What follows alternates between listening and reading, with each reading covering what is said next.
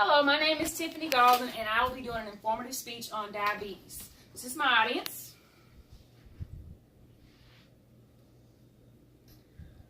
Okay, I decided to incorporate a PowerPoint into my speech so that everybody can see what I'm talking about. The title of my PowerPoint is Diabetes Over 25 Million Served. Okay, so key points that I'll be introducing are different types of diabetes, the causes, effects on the body, consequences of inadequate maintenance, so not taking your pills properly, and ways that we can manage diabetes and try to prevent it. Okay, so let's start by saying what diabetes is. Diabetes is a set of diseases mainly that depend on glucose in the body. So with diabetes, they are not getting enough glucose, and glucose equals energy. According to the National Institute of Diabetes and Kidney Diseases, diabetes is a disease that occurs when your blood glucose, also called blood sugar, is too high. Blood glucose is your main source of energy, and it comes from the food that we eat. And as we know, a lot of people eat things that are not good for them. Insulin is a hormone made by the pancreas, which helps the glucose from food to get into your cells and provide energy.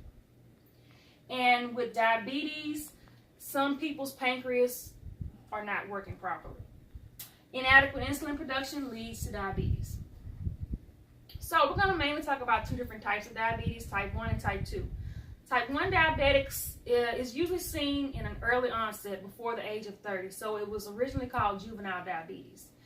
It is mainly represented with usually a thin body type, and they have no islet cell antibodies, and they're mostly insulin dependent, so they rely on insulin from outside of the body. Type 2 diabetics are usually after the age of 30. It's a late onset diabetes, and this is the type of diabetes that is controlled, that can be controlled by proper diet and exercise, so it can be prevented. People are usually obese, and it is non-insulin dependent. This is just a diagram showing you how type 1 diabetes works. So with type 1 diabetes, the pancreas is not working properly, and it leads to a decreased amount of insulin in the blood vessels. So that increases your glucose, and it causes the muscles to not work because they have low insulin.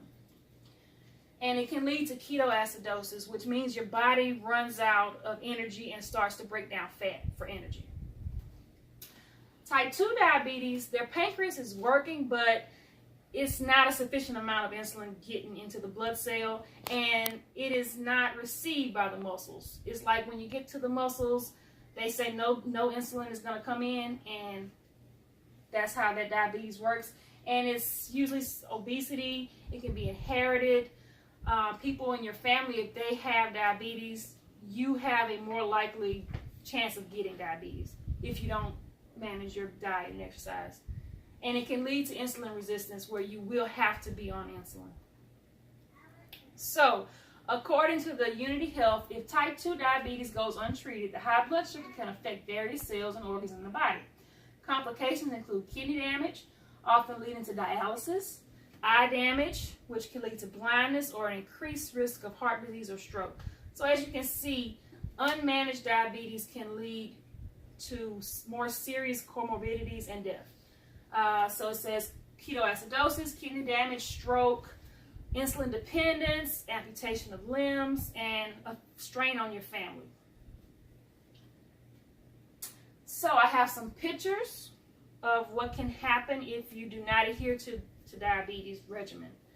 You can experience diabetic ketoacidosis, you can be reliant on medications, you can be on time conflicts with insulin, monitoring your insulin, having to self-inject. This is just a picture showing that obesity can lead to diabetes.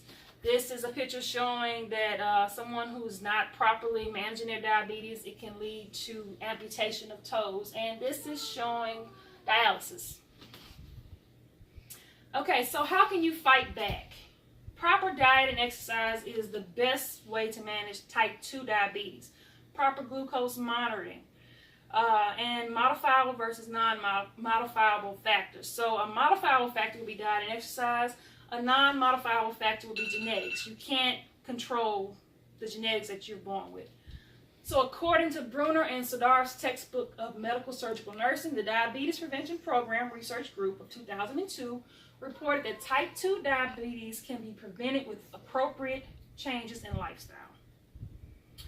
So this is just some things that we can do to prevent diabetes. We can follow the MyPlate guidelines. So, properly eating vegetables, grains, fruits.